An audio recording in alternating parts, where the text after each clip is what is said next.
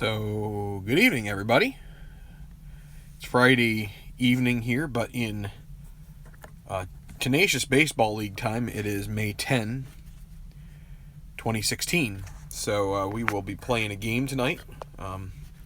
Just thinking, I have to type in this title every time, and I'm like, I wonder if anybody else gets sick of looking and seeing this TBLv2.0 2016 game, whatever it is. This one's 8. Maybe you guys are. I don't know. Maybe you guys are sick of this project too. Not too. I'm not sick of the project, but play a lot of games. We will say that. But obviously the person with the vested interest in getting this complete is myself, and I appreciate and enjoy being able to bring games in the Tenacious Baseball League to you through the Tabletop Baseball channel. But I do know that we put out a lot of videos on this channel, so I can understand if there are days when it's a matchup doesn't necessarily appeal to someone, or it may seem like, what's the point of all of this? What the point of it is this is a project that, we all, there are a lot of people. I'll do a slight explanation. This will take a minute or two. There are a lot, those who come in here and comment in the room live during the games and also comment on the videos, there are a lot of people who do projects in Stratomatic. Myself and Tabletop Earl, my name's Tenacious Earl, I go by that. We're both named Earl. That's one of the freak things about this. Anyway, but there are a lot of people that run projects, and Tabletop Earl and I are two of the ones that chronicle these games by video. It's not going to be for everybody. Some people are going to say, well, why are you doing that? I don't know. For one thing, I liked to listen to Tabletop Earl when he did a series of his, and so kind of gave me the bug for it. I like calling games, and I don't know. And then we started having a following. People were coming in and getting to chat with each other and interact. And so I think that's a big reason why we do it, is provide a community sort of meeting point. We also have the Facebook group now, Tabletop Baseball. We have plenty of people commenting and posting, and that's great. And we would encourage that. We'd like to have people come in here and check this out as well, but it's not going to be for everybody. It's just the way it is. Some people are going to not be into watching guys roll solo projects. No biggie.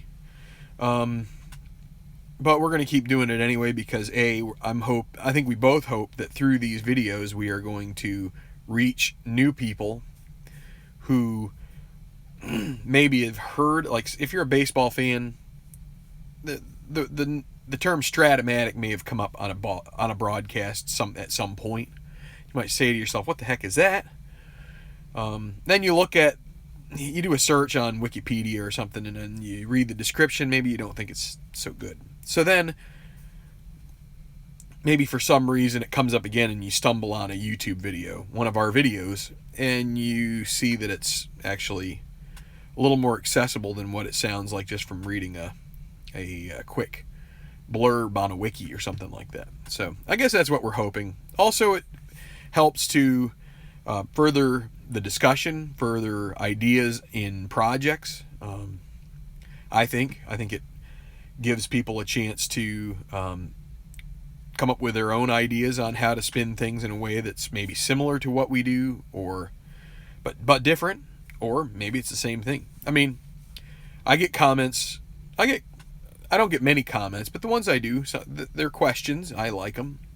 There are some criticisms. Those are fine too. We do this the best we can. That's kind of what my point of this short monologue to start is. These projects are mostly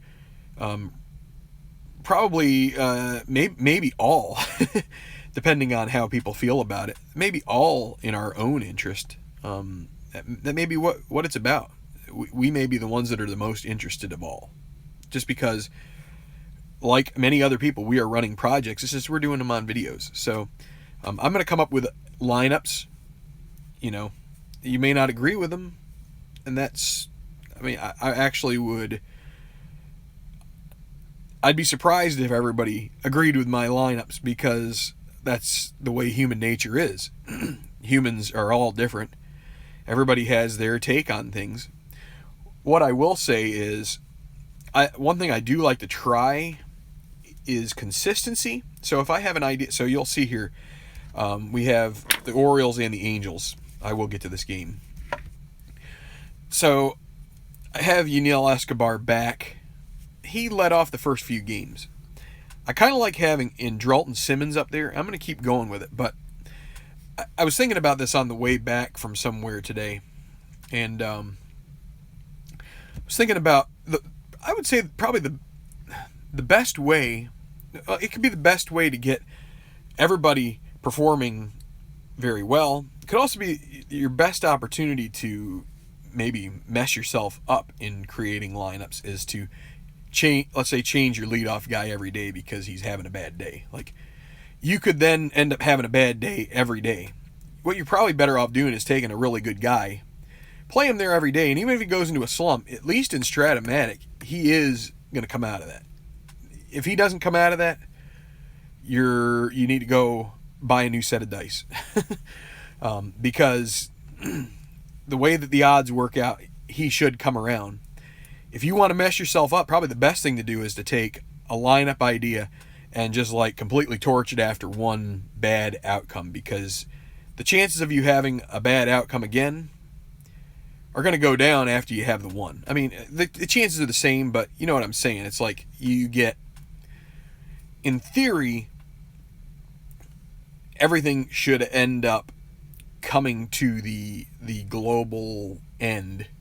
So if Andrelton Simmons is a 280 average and he goes 0 for 4 3 games in a row, so he's over 12, he's eventually going to have a streak. He should have a streak in a 162 game season that, in a way, or it doesn't have to necessarily be it doesn't have to be a 12 for 12 or a, whatever, do the math, 8 for 12 stretch. He might, but it's you just have to, those are the types of things that can be confusing, can lead to people to be opinionated.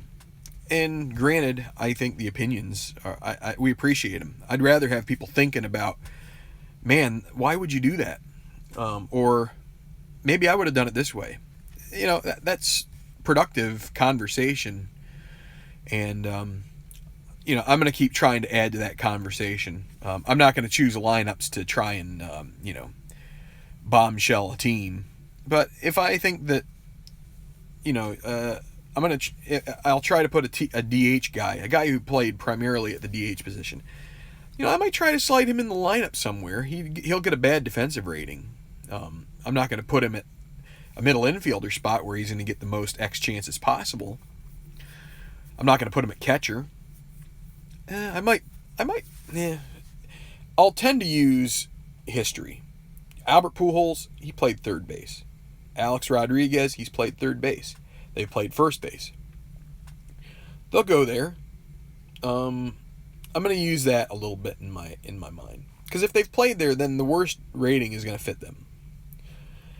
I'm not going to use Albert Pujols at center field. Trust me. You can trust me on that. I will not. Now, I can't say there wouldn't be a time I might throw somebody on the pitcher's mound just because the game is way out of hand and you're trying to save a bullpen. But anyway, that's gone on a little bit too long here. But anyway, leave comments if you're interested in getting in on this conversation. I feel like it's something that is a fun thing to consider and ponder, is the way that lineups work, and not only that, but also people's, the way people, the individuality of people, and how ideas can sort of promulgate through a whole group, because you start with the one seed and that hatches other things. I forgot to write this down here. Baltimore Orioles and Los Angeles Angels. All right. So let's take a look at the lineup. So for the Orioles, Chris Tillman comes back from injury. He will be pitching for them. The away team. The home team is the Los Angeles Angels. It'll be Matt Shoemaker. Probably would be helpful for you to know where they stand as far as statistics go. Matt Shoemaker, he does not have a decision yet. 0-0, 2.57 ERA. 7 innings pitched. He gave up 2 earned runs on 5 hits and a walk, 2 home runs. So he had, we'll say, a lengthy start, 7 innings, but he was unable to get a decision in that outing for him. For Chris Tillman, now he had a shorter outing as well. He only went 2 innings because he got injured. 4.50 ERA. He gave up 1 earned run in that short outing. So the lineups. So let me see, where do I want to start? So this is a day game after a night game. The Orioles and the Angels played a night game on the 9th. So the way I do that is that I automatically consider that to be catchers need rest. So unless the catcher has over like 500 at bats and walks combined, I think then I would do the regular rest roll, and if they come up with rest, they would go. But aside from that, Caleb Joseph is going to start for Matt Wieters. Carlos Perez gets the day off. It'll be Giovanni Soto. For Baltimore, they had a 5 rest roll, and it was the second baseman and the right fielder.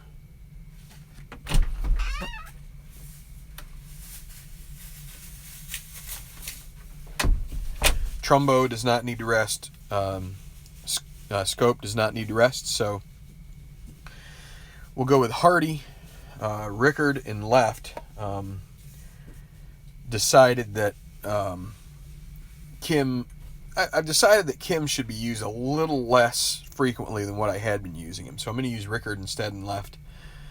Just because he wasn't used as much early in the season as he was towards, like, let's say, May and June. So it'll be Machado at third, Trumbo in right, Chris Davis first, Andrew Jones center. Andrew Jones. I keep saying Andrew Jones. Adam Jones. Why am I doing that? Guess I have the Braves on the mind for some reason. Whoa. Jonathan Scope, second base. Caleb Joseph, catcher. And Chris Tillman on the mound. For the Angels, a couple things. I've demoted Daniel Nava. I was kind of hoping he was going to have an injury by this point, because he was injured in real life after about 8 games, and he's still playing here. So I'm giving him a little rest, bringing up Rafael Ortega. Another guy that had played left some for the Angels is Craig Gentry. He did get injured, so he's going to be coming back here at some point. I'll probably use him and Ortega together as the platoon in left. And he is a left-handed hitter going up against the righty Tillman. So Escobar back in the lineup. Had a choice between Giavotella had to come out. It was second base, and second base, and I believe left field, actually. So, and catcher. So Pennington's going to play at second. It's going to be Simmons at short. I like him up top for now. I'll give this a few games. If it doesn't work out, we'll move Escobar back up there. Simmons short, Escobar third base, Calhoun in right, Trout center field, Pujols first, Soto catching, Ortega in left, Pennington second base, and Matt Shoemaker pitching. So he will be on the mound first, and we are about ready to get started. Let me see the room. I got some comments here. Hi, Tribe. Hi, Larry. It's the Ohio duo here with me tonight. That's, I guess, I guess the NBA stuff was all taken care of yesterday as far as Game 1, so I don't know if they play Game 2. They probably wait another day before they play a second game. So, all right, well, let's go. It's an average day in Anaheim, so that means 2s for singles from both sides, 6s for home runs when it comes to ballpark chances. So for anybody who's watching, that is a ballpark single chance, the little upside down filled in triangle, while the home run, it's not going to be on J.J. Hardy. He's not a big power guy, but these guys, the diamonds, filled in diamonds, are home run chances. So, okay, and the pitchers are both 6'12" guys as far as injury. So a 6'12" would mean potentially injured. So against Shoemaker, J.J. Hardy. And a 3-7, 1-5, we roll a D20 when we see one of these. We call this a split chance. We roll a D20, 1-5 will be a single. 6-20 on the D20 means it'll be a line out to short. So when I mean D20, when I say D20, I mean 20-sided die. So 1 in 20 chance of these coming up, so each one is worth 5%. So 25% chance for a single, 75 for a line out short, and that is what it is. Line out to Simmons, and that will be the first batter retired. Joey Rickard. Rickard batting .214. All of the Orioles averages, except for Hyun-Soo Kim, are pretty pedestrian. .214 for Rickard.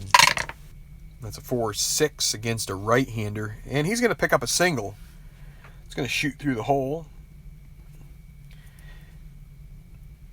So Rickard, now Shoemaker plus Soto is +4. Let me see, that makes Tillman is -4 plus Joseph +1, so he's -3. May have to adjust Baltimore's strategy a little bit here with 1 out. They're not a team that appears to steal a whole lot, but we might try to get a lead here for Rickard, because if he gets a good lead, that's a 1-4. That's a +4. It's a 1-20 chance. Now they're going to have to hold him on, because otherwise they're all but giving him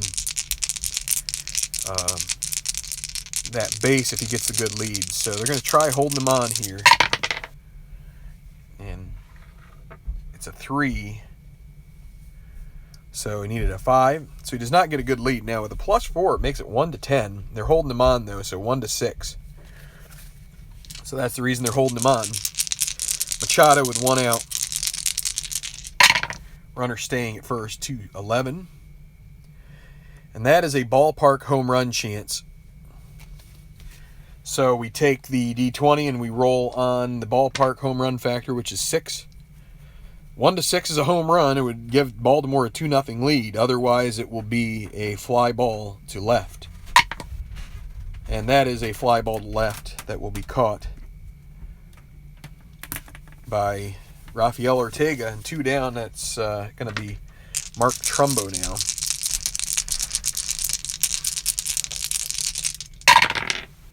And that is a 5-6 against a righty. And that's a strikeout. Trumbo goes down on strikes. And that will be it for that half of the first. No runs, 1 hit, and they leave him on. Let's see.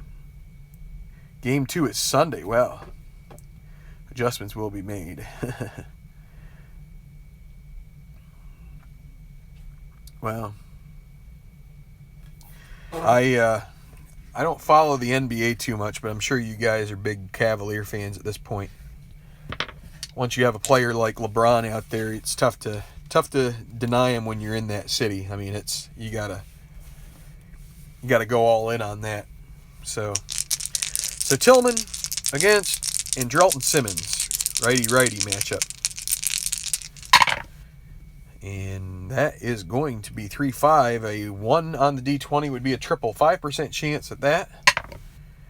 And he gets the opposite end. That'll be a single for Simmons.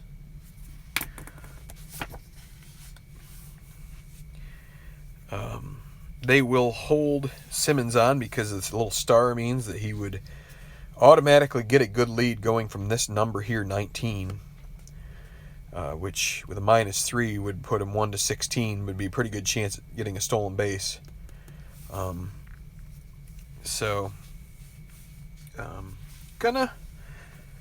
Probably not gonna do a lot of running with either team here tonight. Just the Orioles aren't really set up well. They don't have a lot of speed guys. The Angels have a few speed guys, but what we could do in this situation is try hitting and running with Escobar, because they're having to hold Simmons on. That makes him an A hit and run guy.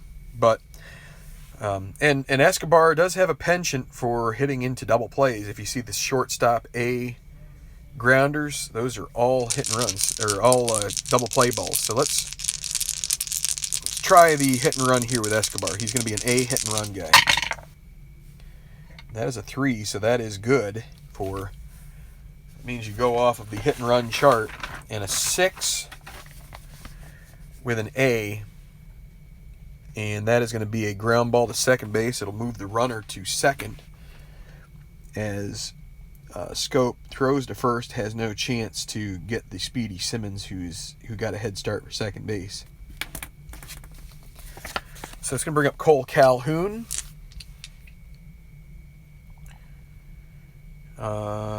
Let me get his average here for you. He is batting .333. He has 1 home run and 4 RBI. So runner at second, 1 out. And they are, let's see, they are not holding Simmons at second. So that is a 1-6. The D20 is off there. It's an 18. 1-6.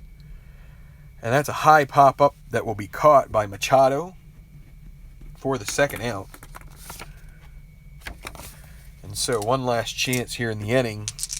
Well, not one last chance, but one chance here. Mike Trout, he is batting .440.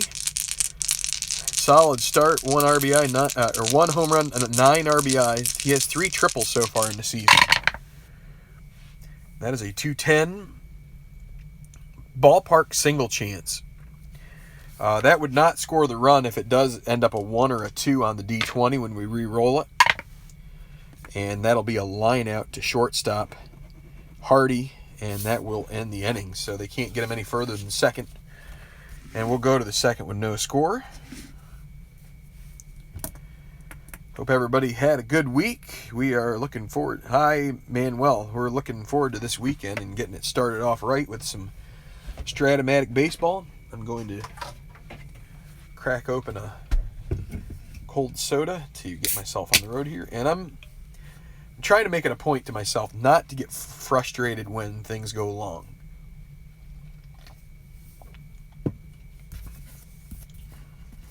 Can't be as long as a regular baseball game, right?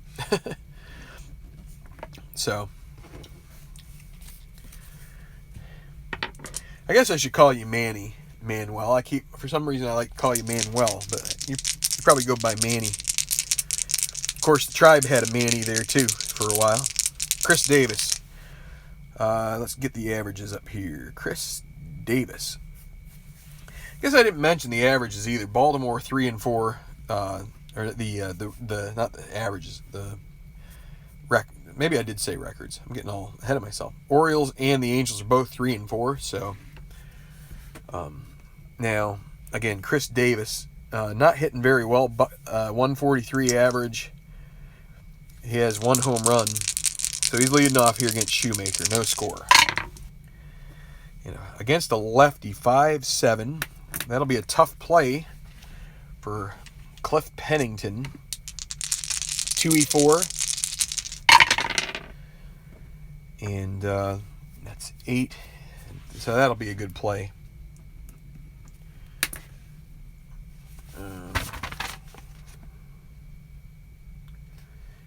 Yeah, there's no 8s.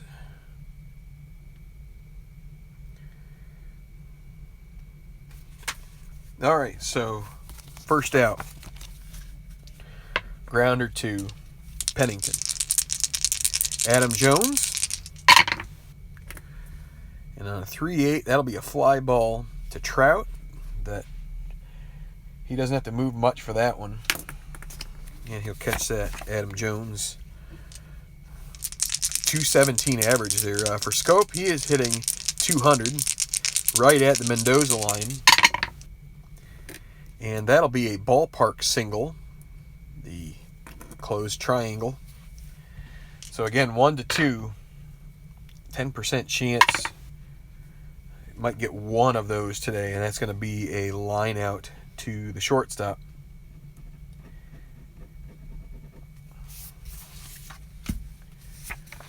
Not a kind stadium for singles or home runs. So we're going to go to the bottom of the second. And it'll be Pujols, Soto, and Ortega to start this inning off for the Angels. And a 3-7. And that's a ground ball to short. And Hardy throws to first. Davis catches it, and they beat Pujols by a number of steps. Soto against a righty for 6. 4-6. Another split chance, this time off the pitcher's card. 1 to 10 is a single. Otherwise, it'll be a line out to the second baseman, trying to take it the other way. And it goes past the second baseman, Scope, for a single. Second hit of the day for the Angels. Brings up Rafael Ortega. Soto is a catcher, so he's not a threat to run. They won't be holding him on. Ortega, this is his first action of the season, so. And against a lefty for 10, this will be a tough play for Caleb Joseph. 2-4.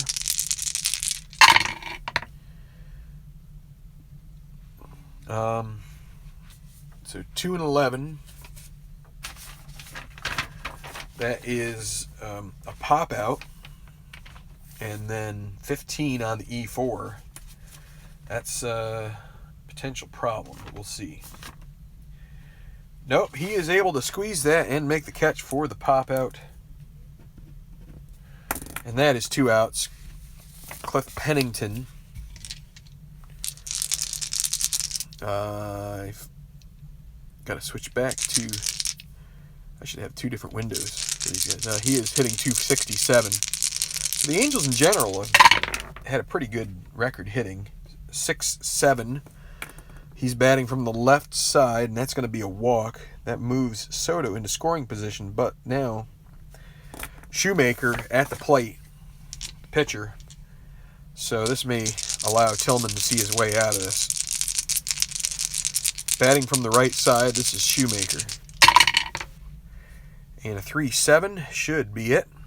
Since it's a pitcher's hitting card number 1, that'll be a ground ball to the second baseman. Scope, he throws to Davis for the out. And that gets us through inning number 2. No score. Check the comments here.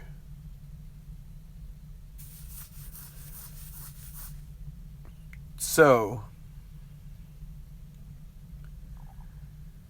let's see. Manny asks about moving batter from second to third. Only if it's a fly ball B to right field. You can't do that on left or center. So it has to be right field, and it's a D20 roll based on the speed minus the arm, or plus the arm, however you want to look at it.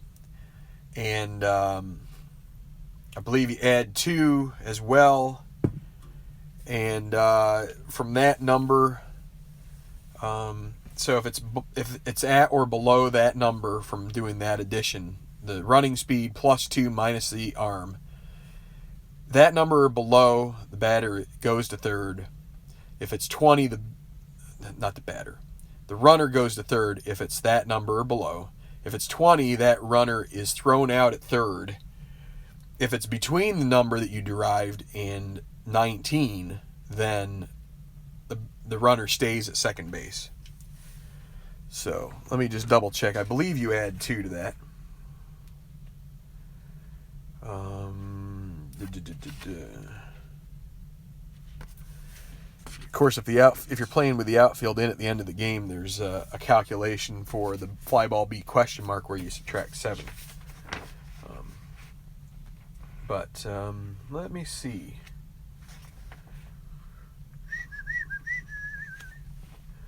Want to double check and make sure I'm not seeing anything. Yeah, it's +2. All right, so going to the third. Now it's going to be Caleb Joseph, then Tillman, then Hardy facing Shoemaker. And it is 5-7 against a right-hander. That'll be a ground ball to Pennington again. 2E4 if I recall. Yes. 2-1, that'll be a single. And I don't believe 13 on an E4 is going to get him anywhere as far as errors go. But that is going to be a single for Caleb Joseph. Brings up Tillman. Tillman a C bunter. That'll move to a D because they're going to play with the infield in here, expecting the bunt. So the D bunter, D4.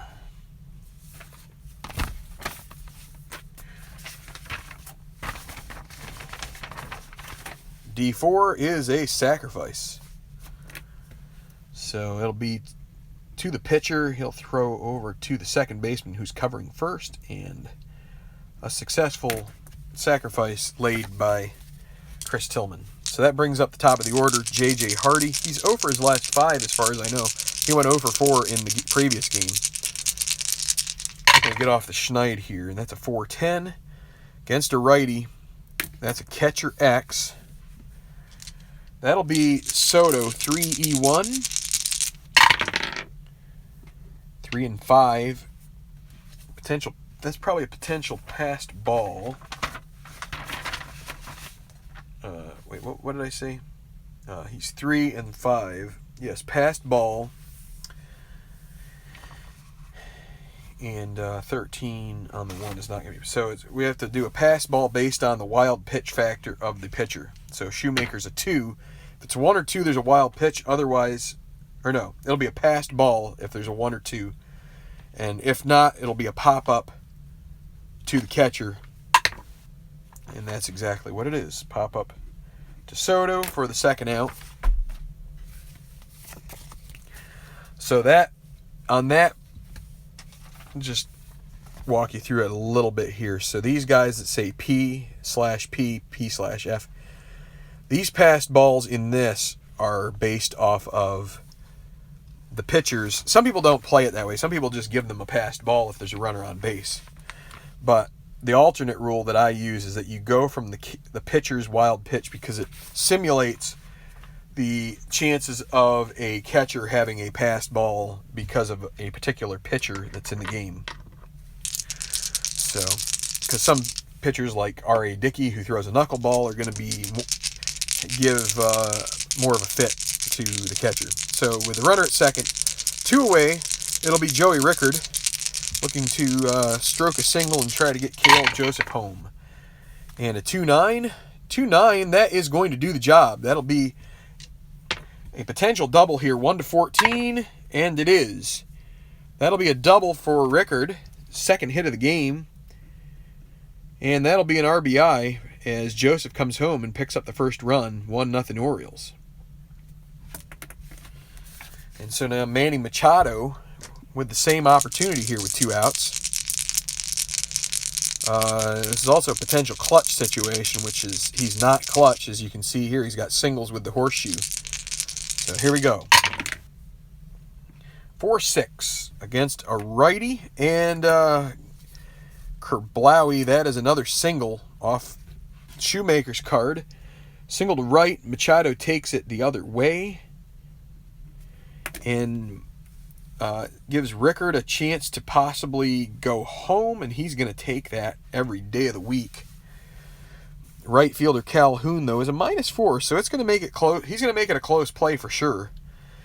Rickard is fast enough. If he was any slower, you might respect that arm more. You're definitely going to respect the arm, but it's still going to be 15 plus 2, and he was not being held on.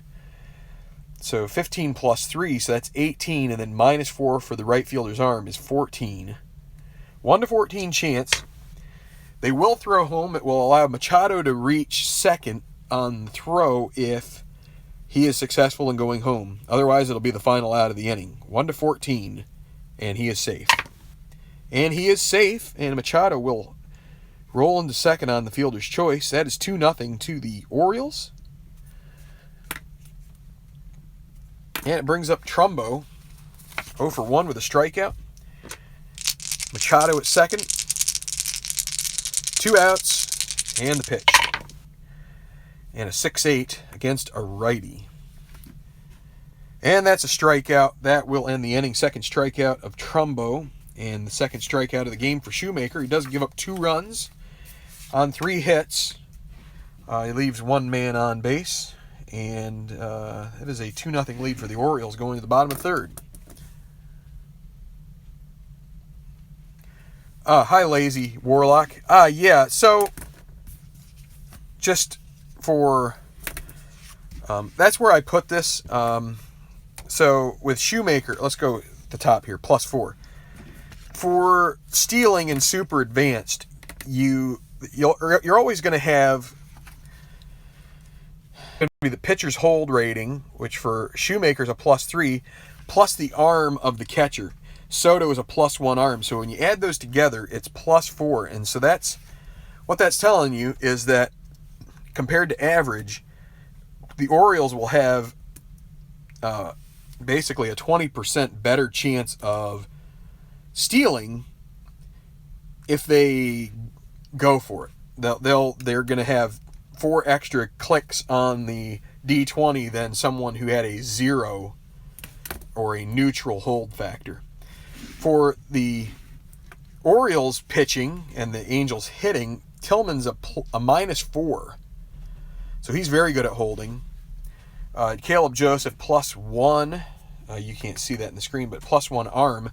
So that's where the -3 comes from. And so it's going to de-incentivize runners on the Angels by about 15% on that D20, if that makes any sense. So that's sort of the primer on that. It's neither of these teams is going to steal a whole lot in this game, unless we try hit and runs where you get a batter misses the pitch. But we'll see. Anyway, Simmons, we haven't had that really come up yet as far as a steal opportunity. 2-3, ground ball to first, and not Caleb Joseph. It's Chris Davis. He's going to run that to the bag himself for the first out. Yaniel Escobar, 0 for 1, grounder to... Takes his time, throws to first. FD. That'll be a ground ball to Chris Davis. Chris Davis, a pretty good fielder there. At least good, okay. It's the 3 that's the problem. And with a 1 range, any number is going to not be an issue with nobody on base. But the 3 on the 11, that is E2. Look at that. E2. So it's on a 4 is a G2 with an E2 coupled with it. So let's see. G2, E2. Error, batter to second. Runners advance 2 bases. So a pretty egregious error there by Chris Davis. E3. And it's going to give Trout a chance maybe to pick up a run or 2 here unearned off of Chris Tillman. 2 outs, runner at second. 2-4, and that's going to be a ground ball to short, which will end the inning. Chris Tillman gets the benefit of that role, and no runs, still 2-0. Thirsty.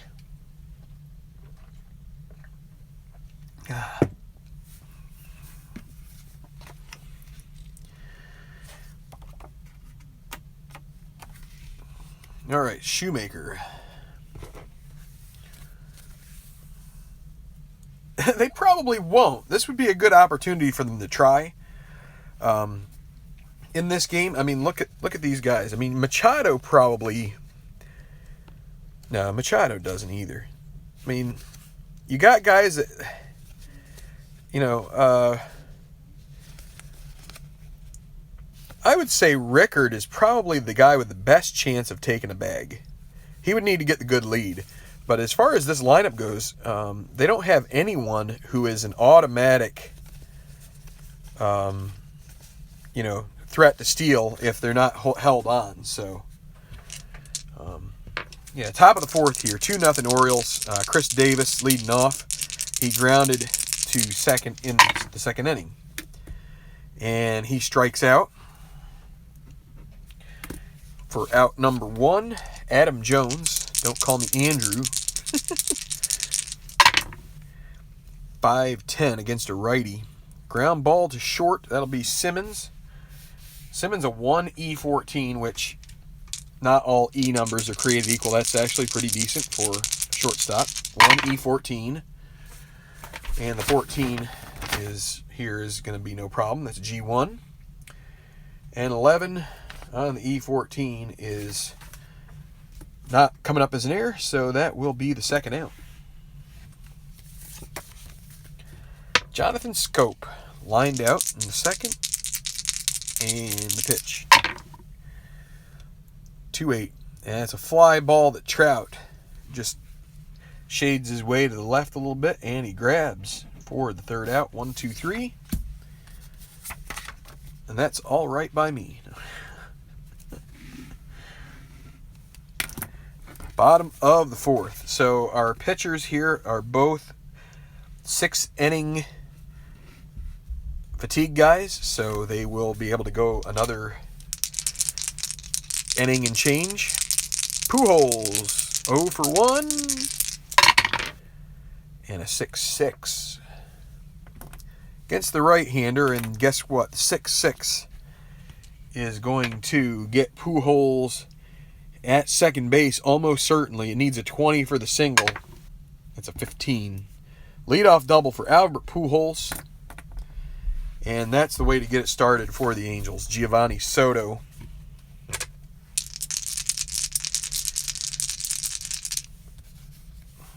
Tempted to have him bunt a runner over, but because number one, he got a chance of getting injured, but he, as a righty, his chances of the ground ball C are pretty low.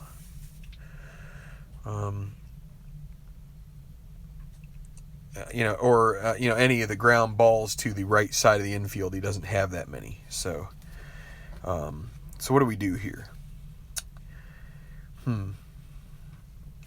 We're going to say they're not expecting him to lay one down. He's going to try laying one down here. C bunter.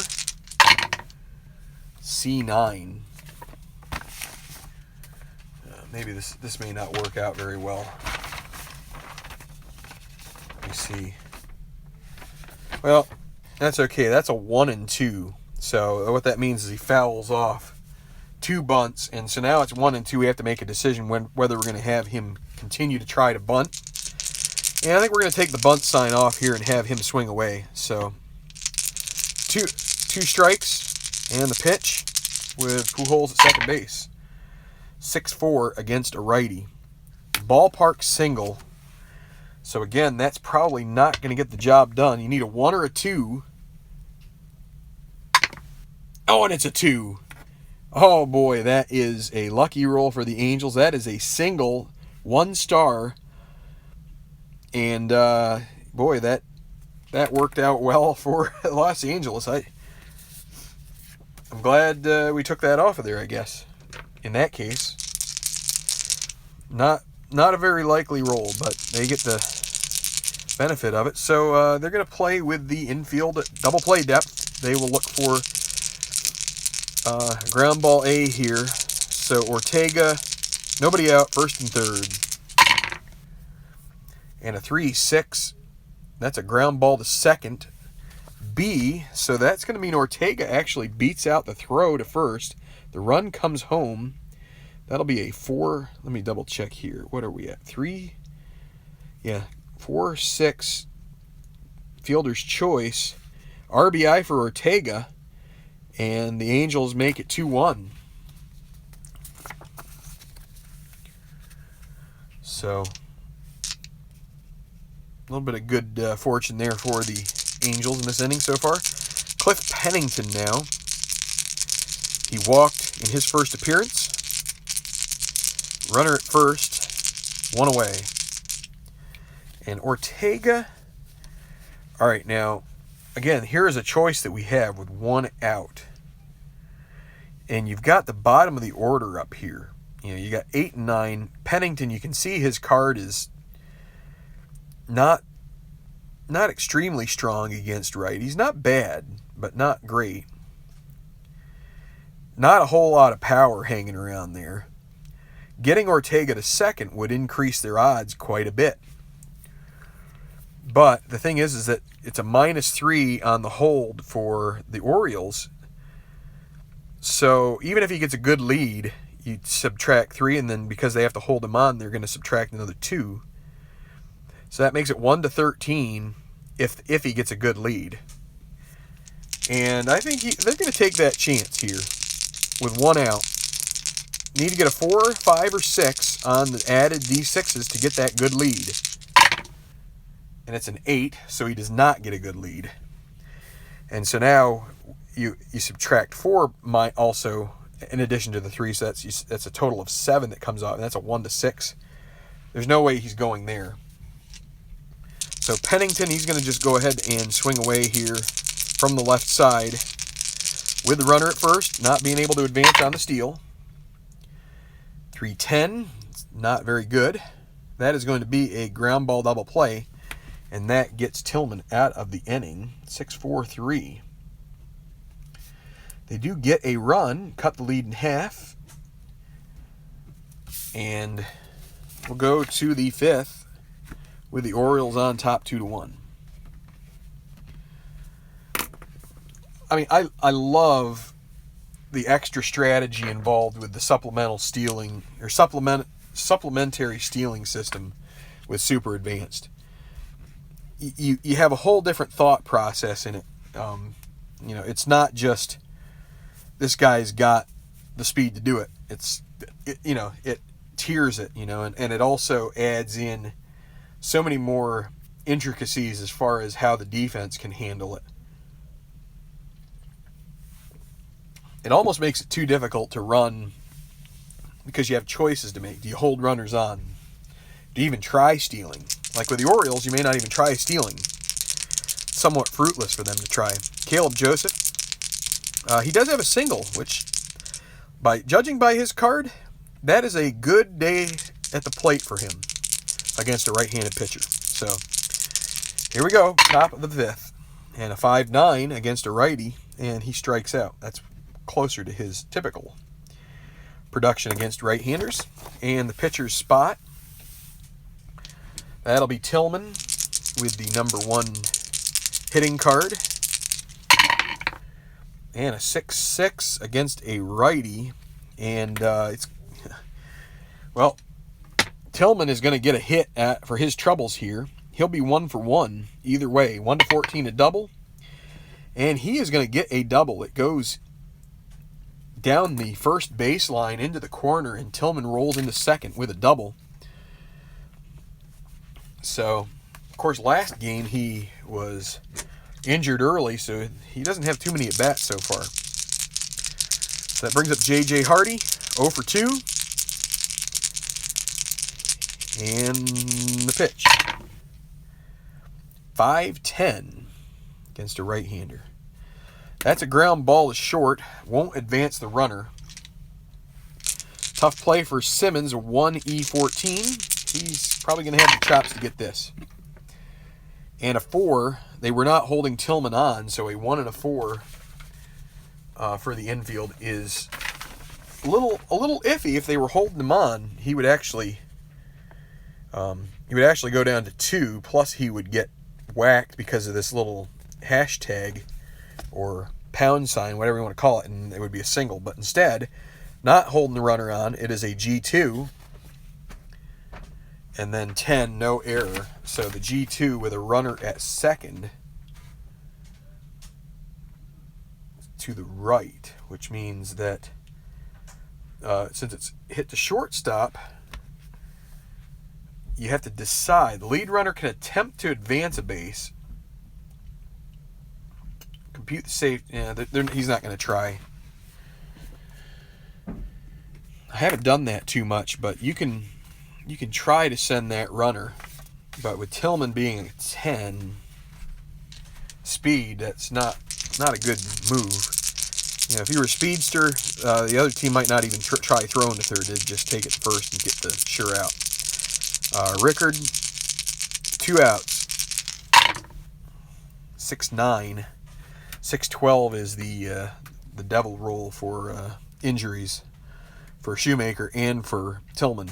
6-9 against a righty, and that's a strikeout to end the inning.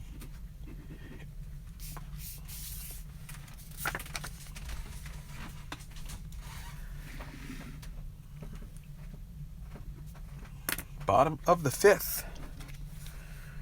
1, 2, 3, 4, 5. Yes. Bottom of the 5th. That's what a drunk dreads, right? No.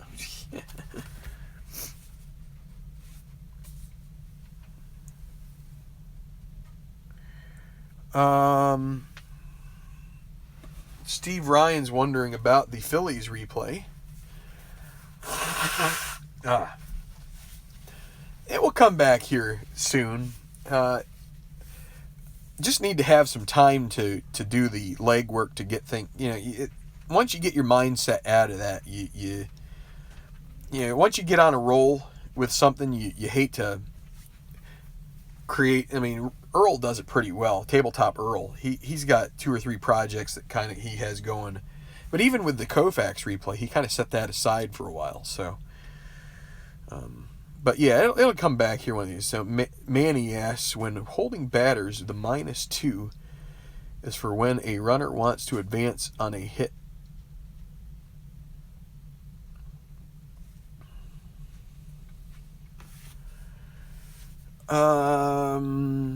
Well, advancing on a hit with no star, holding the runner on. So if you hold a runner on, you get to subtract 1 from the runner's speed because you held him on. You held him a little closer to the bag. If you don't hold him on, you add 1. So it is a difference of 2, but it's not -2. It's just 2 different from if you were to hold him on. So you either subtract 1 or you add 1. All right, bottom of the 5th. 2-1 Orioles. Shoemaker leading off, and they're going to stick with him. He's pitching all right here, not blowing up too much, but a 3.8 is a strikeout. 1 down. How many hits have the Orioles had? They haven't really. 1, 2, 3, 4, 5 hits so far. 5 hits through 5 innings. So for the Angels, they have 1, 2, 3, 4 hits through 4 innings. Andrelton Simmons, 1 for 2. 6-6 against a righty, and another 6-6 against Tillman. That will be a double unless it's a 20, and that is a double with 1 out. They are in business. Yunel Escobar. Again, yeah, that -3. If he had a bad, if there's a bad hold factor there, like let's say it was the +4. You get that 1-6. If you get a good lead off of second, that makes it 1-10. If they weren't holding him on, 1 to 10 is probably worth trying to get third. But with a -3, it's not nearly as enticing. Yunel Escobar, 111. Ground ball to the pitcher, and this is again. This might be that. Is this the decide? Ground ball to the pitcher with a runner at second. Ground ball B, 6. Nah, runner holds.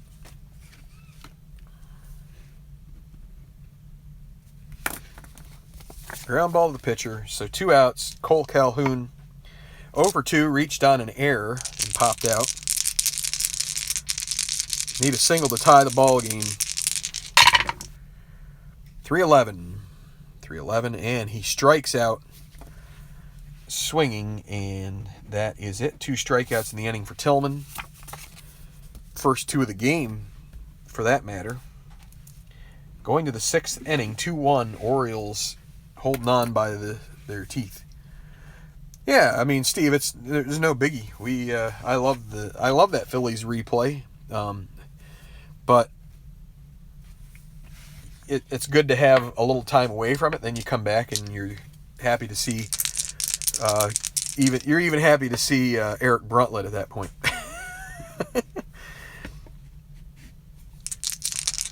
Manny Machado, 1 for 2. Orioles trying to extend their lead.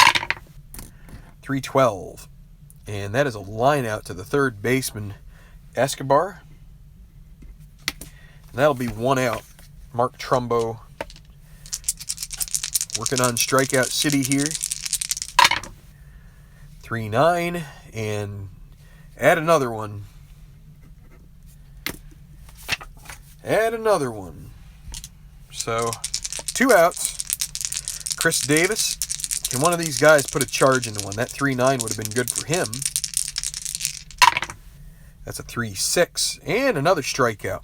So, Shoemaker starting to pile those up a bit. 1, 2, 3, 4, 5, 6, 7 strikeouts in the game for him. Through 6. 5.5, actually, not through 6. 5.5. Still 2-1. And, with the way these guys are pitching, we might get them through 1 more inning each. Well, maybe 2 more for Tillman. We'll see. Mike Trout, only 1 run behind here. 1 swing of the bat could change this. 6-9. 6-9 against a righty. And that's a walk. Trout gets on via a base on balls. Again, -3 now. He's a guy you might want to. Tell you what you could do here. This is what you want to do. Because they're going to have to hold Trout on. You're going to hit and run with Pujols here. Love to try to get that first to third action going. If you can get because he's going to be an A hit and run. You subtract a rating, or you go up a rating. So you go from B to A with the runner being held on. Let's give it a shot here. A5. A5, A5, and a 2 means we go off the chart. That is a single, 2 stars, and Pujols effectively slaps it through the hole, and Trout will move all the way to third base on that, and that, my friends, is how you make the hit and run work in your favor. Doesn't always work in your favor, but Pujols, a guy who can... who has seen his better days as far as running the base paths, a lot of A's, a lot of ground ball A's, and what you've done now is set them up to tie this ball game. The Orioles will play the infield. They're going to play the infield with the corners in. They want to prevent Soto from going up there and trying to throw a bunt down. Plus, they might be able to take Trout at home if he decides to go on a ground ball. So here we go. Corners in. Soto, he's going to swing away this time. First and third, nobody out. That's a 5-4 against a righty. Fly ball to center field. Adam Jones, 2E2. See if they can get the run home here. 2 and a 7. Let's see, the E2, not a problem on that roll. It's the 2E7. That'll be an F2, which is a fly out. If there's a runner on 30 scores, runner on second may tag up. So that is going to be the sac fly 8. In comes Trout, and it's a tie ball game. RBI for Soto, and 1 out now. And here in the 6th, a walk and a single means that Tillman is close to being tired. So the Orioles are going to call down to the bullpen, and with a tie ball game, well, what they're going to do is they're going to get 2 different pitchers up here. They're going to get Michael Givens and TJ McFarland. Here, let me see. They did Brock and Britton last game, so Tillman with 1 out, runner at first, with Pujols at first. Probably not going to go hitting and running, especially with 1 out with Ortega here. He can beat out some ground balls. So Ortega, lefty, against Tillman. 1 out, runner at first. 1 on the D20 means that a potential wild pitch from Tillman. So 1 to 11 on his card, but an 18 means no wild pitch. 1 to 11 would be the wild pitch. Above it is a successful block of the pitch that was awry. So again, we re-roll for Ortega. Pujols at first. 1-7. Ground ball to shortstop A. And Tillman orders up a 6-4-3 double play, and that's exactly what he gets. But they do pick up a run on 1 hit. The sac fly yields them a run, and the tying run. Tillman may be blowing another one. Yeah, he might be, and he's probably depends on the situation here at this point, whether we bring him out of the game or not after this. So going to the 7th, 2-2, and hi baseball demos. I guess I didn't say hi to you there. Hope all is well. I haven't forgotten History Maker. It's like I said to Steve Ryan earlier.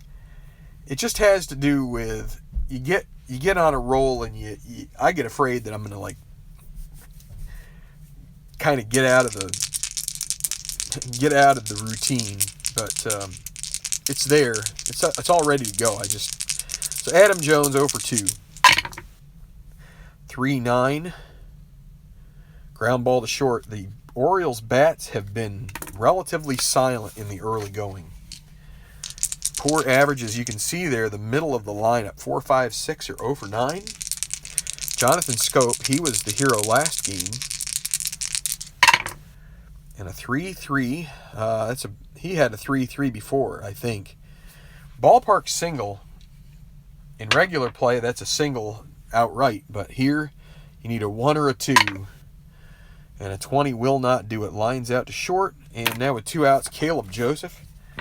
We might bring Tillman back out for inning number 7 here, unless Joseph gets a hit.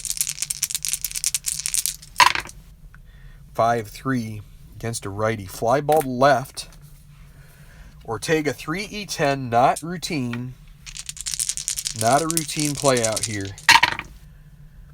13 and 10. I think that's going to be just fine. So he gets that, and makes the play to end the inning. And any move we have to make next inning with Tillman is going to likely cause a double switch with Matt Wieters coming in for Joseph. So we'll keep that in mind. Tillman will start the inning. He is a 6th inning pitcher, so he's perfectly all right. But he does, if he gets 2 hits or walks, or the combination of those, he will be tired. So we'll have to keep an eye on that. Pennington, though, we'll see if he ends up being a problem. You'd think he wouldn't be, but you never know. 4-8, batting from the left side and a walk. And the A's are gonna, or the Angels, they're gonna look and see if they have anybody who they'd wanna. Yeah, they're gonna go ahead and pinch hit here with Johnny Giavotella.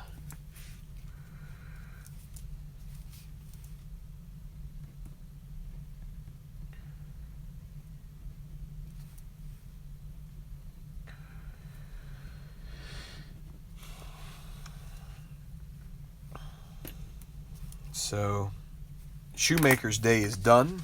The Angels will have to get their bullpen going. Their game yesterday, they only used Bedrosian out of the pen, so everybody's available. They're going to get Fernando Salas rocking and rolling here to, well, let's see.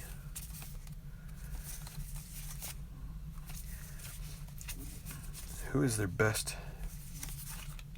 They're going to have Salas. So Giavotella will pinch hit for Shoemaker. And let me just see something here. Yeah, he was not a very good bunter. They're going to play with the infield in here, trying to head off a bunt by Giavotella. And let me see something. What are we going to do here? If they're going to play infield in,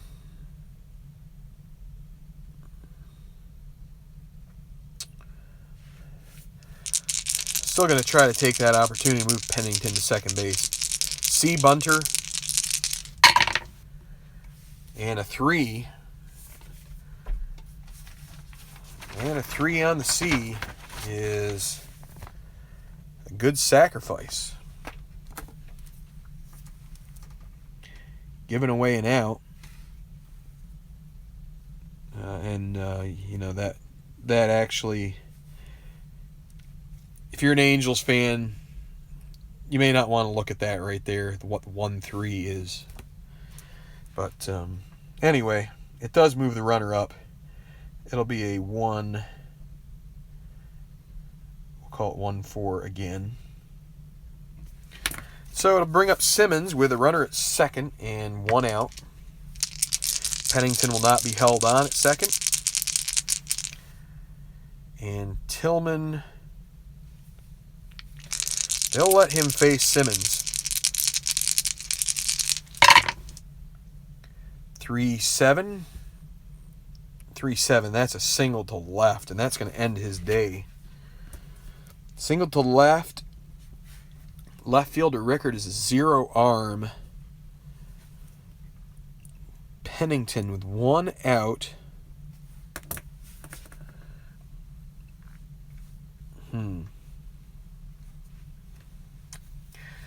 0 arm not being held. 1-13 chance. They're going to make the throw home, and he's going to go home. So let's see. 1-13. It's a bit of a chance. Going to hold him up. I think they're going to hold him up. Getting a little antsy about that. With 1 out, do you want to get that second out thrown out at home? Sack flies, all that stuff are available to you. Going to hold up Pennington at third. And with Yunel Escobar up, they're going to have to go to their pen. Chris Tillman is responsible for both runners on base, but he has reached his point of fatigue. And he goes 6 1/3 innings before Michael Givens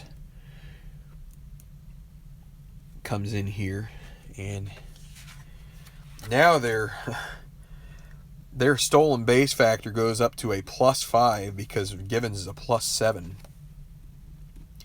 Can't be any higher or lower than 5. Can't be lower than -5. Can't be higher than +5. So, and again, we're going to have to make the double switch here. They're going to bring in. You know what? They're not going to do that. They're not going to. Let's amend that. I'm not going to go ahead and do a double switch here. There's no reason to. You're going to use Michael Givens for 2 outs, and then you're going to pinch hit for him. It gives you the option to use someone other than your backup catcher to lead off that inning. So, runner at first, runner at third, 1 out. They're going to play the infield in here.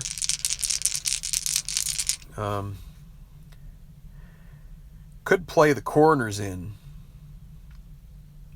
They're playing the corners in. They want to get that double play if it's a shortstop A. And that is a 2-12. Oh!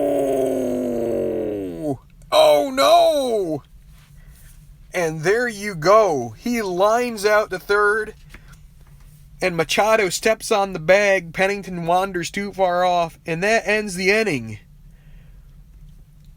The old Lomax comes to Givens and Tillman's rescue, and that ends the inning.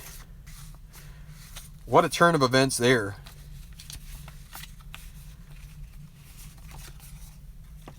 And the manager is flipping his lid as he can't believe. He said, "Why did you not send Pennington there? You should have sent him."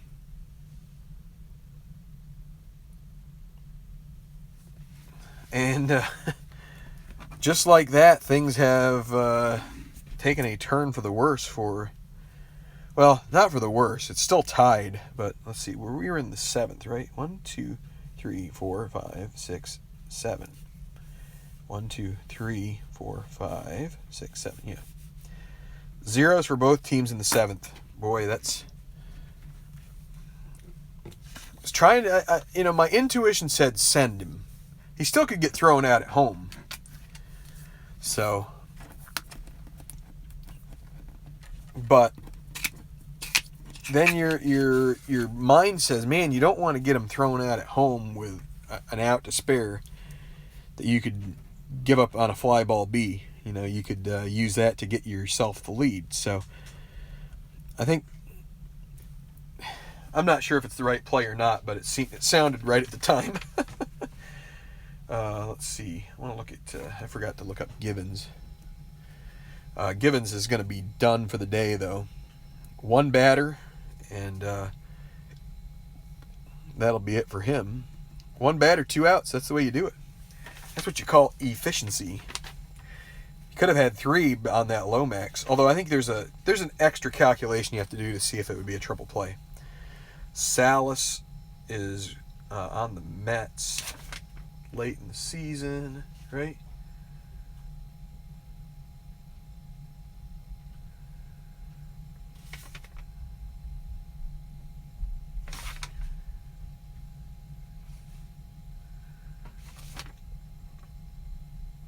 Yeah, he's a 0.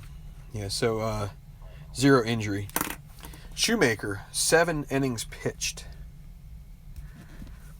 And neither guy will get a decision out of this, neither starter.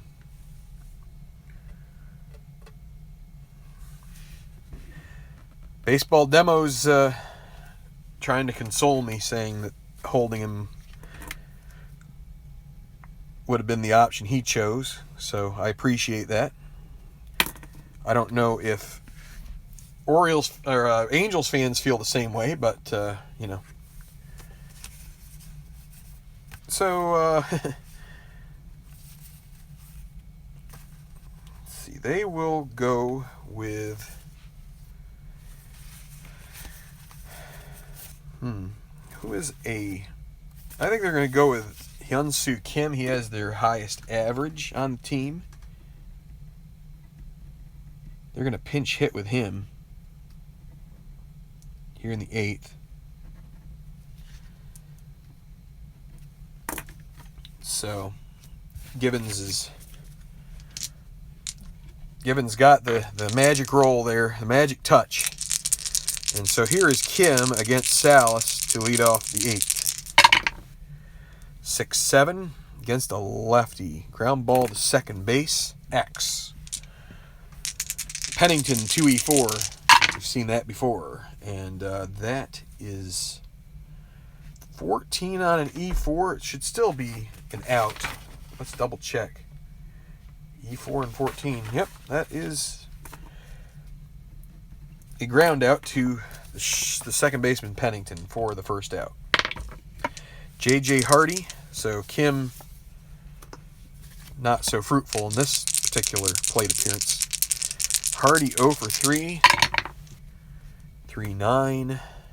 Ground ball to third base. And when you get leadoff action like this, you're going to have a tough time winning games. Rickard, he is 2 for 3. They sure would love to hit that 2-8 right now. The Orioles would. That's a 5-4. Against a righty, fly ball to center field. Trout, 1E5, 5. No error, and we will go to the bottom of the 8th. Still tied at 2. So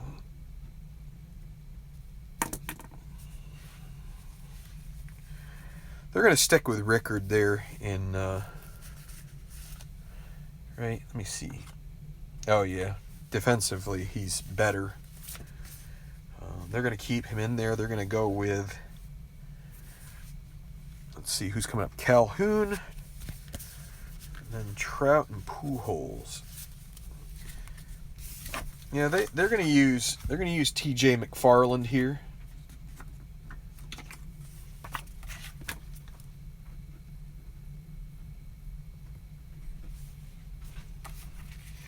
And they're going to have Darren O'Day up in the pen to potentially come in for Trout and Pujols after McFarland gets, I would say, hopefully, for the Orioles, hopefully gets Cole Calhoun out. So you need that. McFarland, a 6. So he's a 6-7. You get a 6-7, he is injured. So keep an eye on that. He's only going to face one batter. And that will be Cole Calhoun.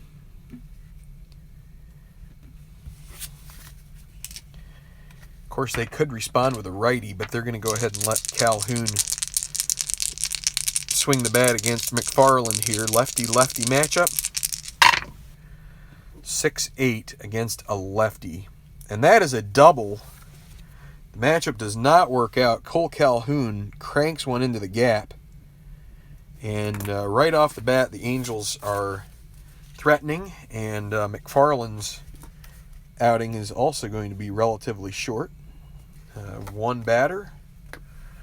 They will now go to O'Day, who is going to try and keep this rally from getting any further. Also 6-7. Boy, we just missed the 6. We got a 6-8 on that roll. The 6-7 would have injured him too. So McFarland doesn't get any innings pitched at it. So bottom of the 8th, still 2-2. Runner at second. It's going to be Mike Trout. There's no way you're pulling any funny business with Mike Trout, bunting or anything like that. You're just letting him swing and hoping he finds pay dirt. Against O'Day. And the D20 goes way off of there. I can't even see it. 110. I'm going to re-roll this. So 110. Ballpark home run chance. 1-6 will be a home run. Otherwise, it'll be a fly out. Here we go. And it is gone. 2-run home run for Mike Trout. Darren O'Day gives up the long bomb. And they're going to get Houston Street up here. The Angels will try to get the save in the top of the 9th. Because they now have a lead. And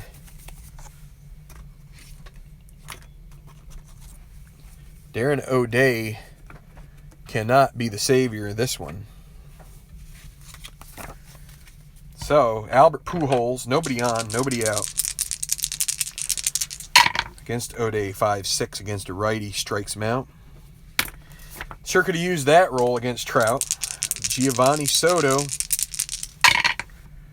1-5, another strikeout. Oh, Baseball Demo said intentionally walk Trout. Boy, you should have. Man, should have done that. Rafael Ortega. That would have been 5-6 ground ball. Oh, wait, no. 5-6 is another strikeout. Yeah, that. Boy, you don't realize how much trouble Trout can bring you. 2 runs, 2 hits. I'm like, I didn't even think why, you know, and that's what not thinking does for you. So Salas, he went an inning, and it's going to be Houston Street trying to close this one out for the Angels. I'm sure David right now is like livid that I didn't intentionally walk him. He is a guy who will shiv you if he gets the chance. And he definitely got the chance there. 6-7 for Street. Gonna look to, but he's got to go through 3, 4, and 5, so not a routine circumstance for him at all. So, can Houston Street close down the Orioles and get LA the victory here in Game 2 of their series? Manny Machado, 1 for 3, top of the 9th, 4-2, Angels on top. That is a 3-6, and that's a pop out to short. Mark Trumbo,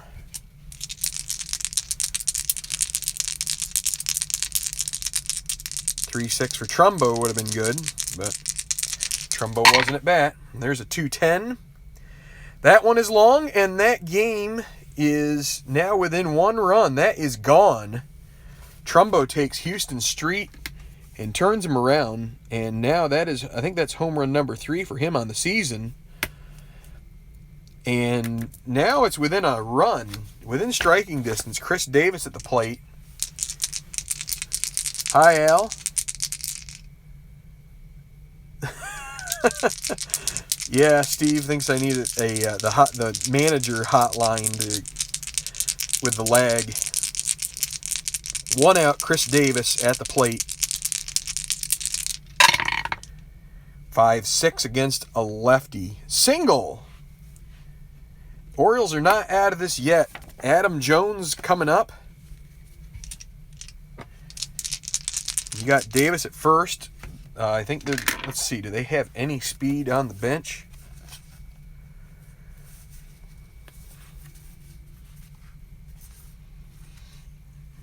Not really. They'll stick with Davis. You hate to run them into the double play. Jones could do that for sure. Let's see what happens. Houston Street trying to get this save, but he is allowed a home run to make it 4-3. Angels on top. Adam Jones with the tying run at first. Here we go. 5-6 against a righty. 5-6 against a righty. This one is long. And this one is gone. Go ahead. 2-run home run off of Houston Street by Adam Jones, and the Orioles take a 5-4 lead here in the top of the ninth. What can you say about that? That is, you've had a set of two hitters just putting everything into it and knocking it out of here, and now you're going to see Zach Britton get up, and the Orioles are going to look to try and close this one out. My goodness. He crushed that one, and Street is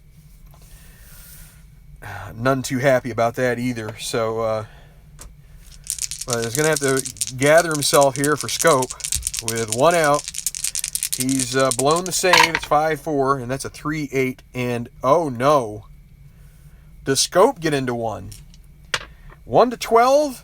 It is long, and it is gone. Back-to-back home runs off of Street. And it is now 6-4. And Street is, he is beleaguered. Four runs here in the top of the ninth. You're almost at the point where he doesn't have his stuff anymore. They'd like to try to get him through this inning. Caleb Joseph now. 3-2. That's a ground ball to short. And you're going to have the pitcher spot up now. And the Orioles, they're going to give Pedro Alvarez a run here at Street.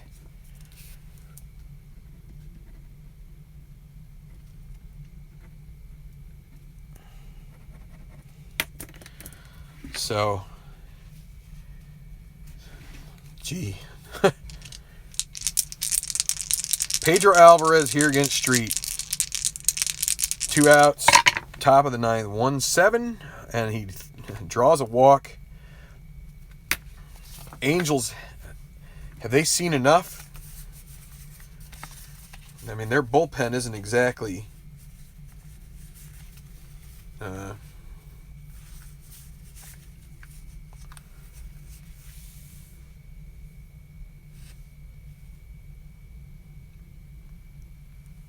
Houston Street is not hurt yet, but he might be hurt in his feelings.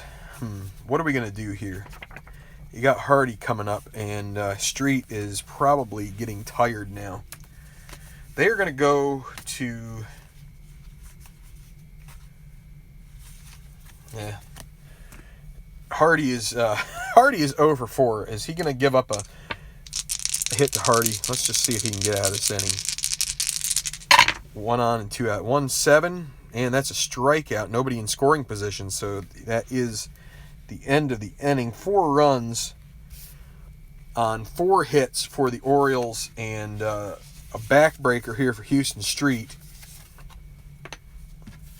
Looked like he had things under control, and then home run to Trumbo, single to Davis, home run to Jones, home run to Scope, and this game is now 6-4 with Zach Britton coming in to try and get the save.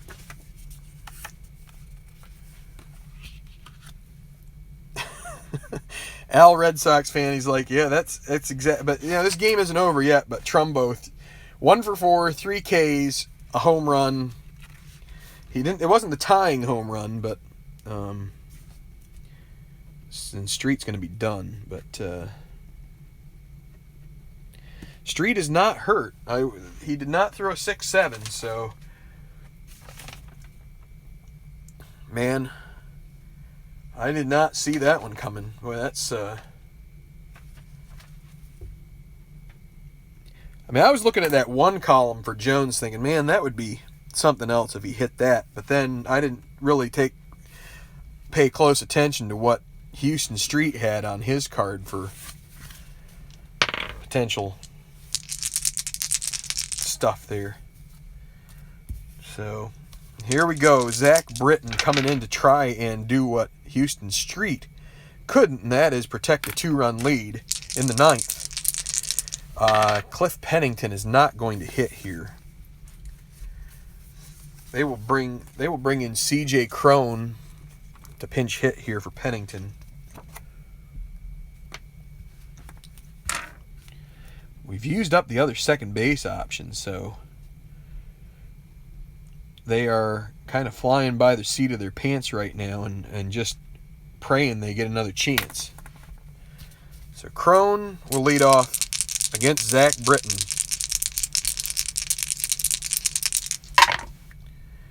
Two 7. That's a ground ball to short. And that'll be 1 out as Hardy throws to first. Pitcher spot, they will have to go to their bench again. And they will have Carlos Perez hit here.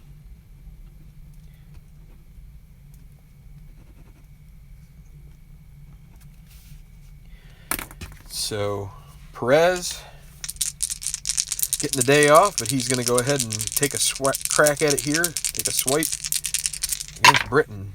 5-10 against a righty. That's a fly ball to left, shallow. In comes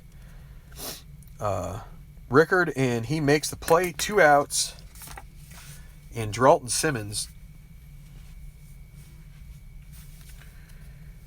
almost wondering if I should use a lefty. Maybe I should have used a lefty to pinch hit. They had Ji-Man Choi. Britton not as good against lefties as he is against righties, but anyway, and Dralton Simmons, 2 outs. They need that 3 column badly to keep themselves alive in this game, to try to get down to where Trout is. That's a 4-8 against a righty. 4-8 against a righty, and that is a strikeout, and the ball game is over. 4 in the top of the 9th, none in the bottom, and what a game. 6-4 is your final here from Angel Stadium. The visitors take game 2 and will look to sweep the series in the final game of this series on May 11th. Quite the contest here. It was a shame that one of them had to lose, but some heroics from both teams. Unfortunately, not enough heroics to close out the game for the Angels. Your winner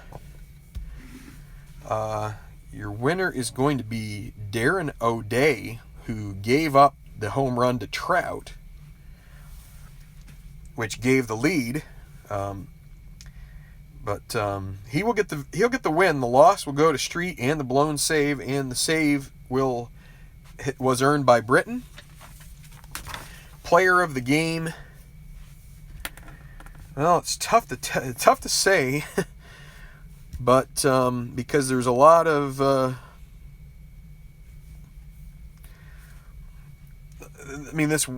this 4 through 6 up against anybody other than Houston Street was awful, but you get 3 home runs in the 9th.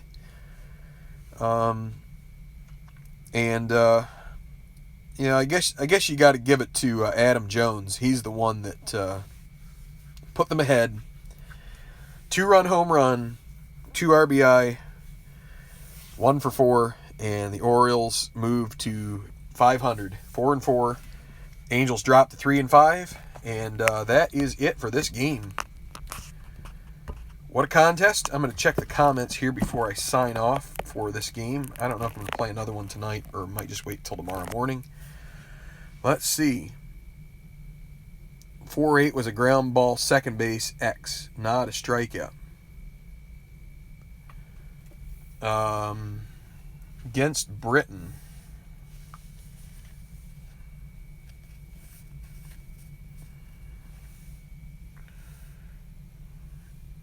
How?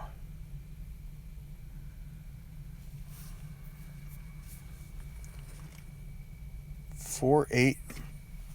Zach Britton's card? I mean, 5-8 was ground ball, second base, X. 4-8 is strikeout. So,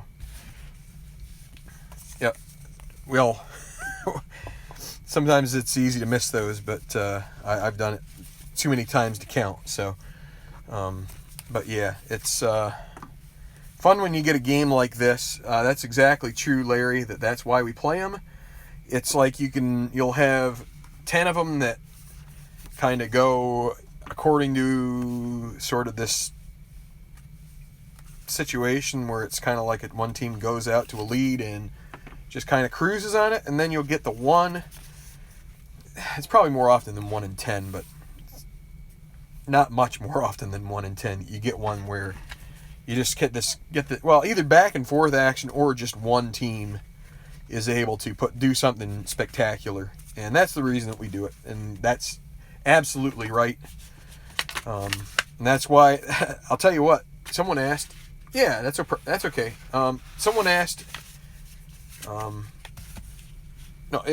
Someone didn't ask, but if someone were to ask, why do we record them? And that's kind of what I started this video off with, was an explanation of that. But I forgot to mention, probably the number one reason why I like recording them is for that right there.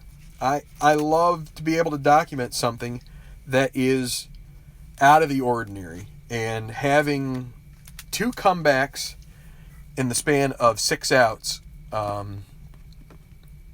I would say that is remarkable, and it is fun when you can get that on video and have someone after the fact be able, you guys watched it live, which I love the fact that you guys were all here, but we'll also get some people who watch it after the fact, and if they actually sit through it and watch it, I think they will appreciate the fact that they waited it out and went through this, because that was an exciting finish. Some of the games aren't going to be, but anyway. Thanks for hanging in there, baseball demos. I guess from the standpoint that you're around, I am glad that your Orioles were able to pull this one out. I wasn't sure. Their hitting has been very sketchy the first few games, but they came through in a big way here. Statistician he's not around, but he is an Angels fan. I feel bad for him if he gets a chance to watch this. Never feels good to see your team lose like this, but you're going to have games like this, and there's going to be some close ones you win, some close ones you lose, and I think the records, if you look at the records in real life, you're probably going to resign yourself to the fact, if you're an Angels fan, that this is the type of result that is going to happen a little more often than not, just unfortunately. So, but you never know. That's why we play these out. They have a good offense. It's a matter of whether I think their pitching is able to hold up. So,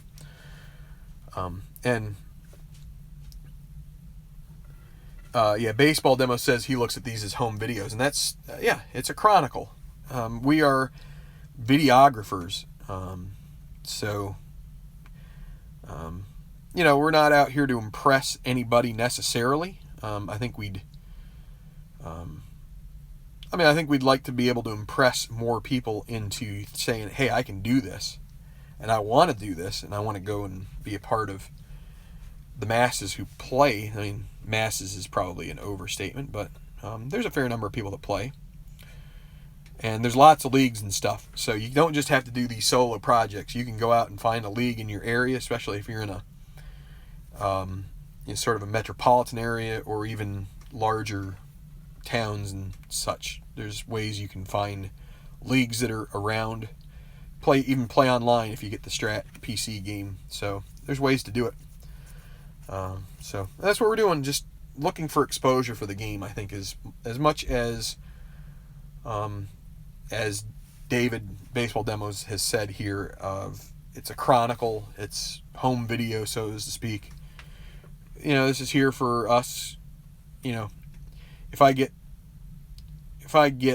to the point where I'm just not going to continue doing this, I could still make all the videos private if I wanted, and I would have them for my own personal consumption. I could say, hey, I remember when I used to do this, but I'm not going to do that. But I'm just saying, if that were ending up being the case, they would still be around for my own posterity, or whatever you want to call it. So, you like to amuse yourself, David. Yeah, don't we all? So, if no one watches, you don't care. Yeah, that's right. So, okay, I'm going to sign off. I don't know if Tabletop Earl is hanging around here somewhere looking to roll a game, but If so, then check him out. If not, either I don't know, it's 7 o'clock. I'll have to see if I play another game tonight or if I'll just wait until morning. But thanks for watching, everybody, hanging in there till the end. I think it was worth it. It was a good finish. So thanks a lot for watching. And Strat on, everybody. Get the game. Have fun with it. Amuse yourself like the rest of us do. And have a great night.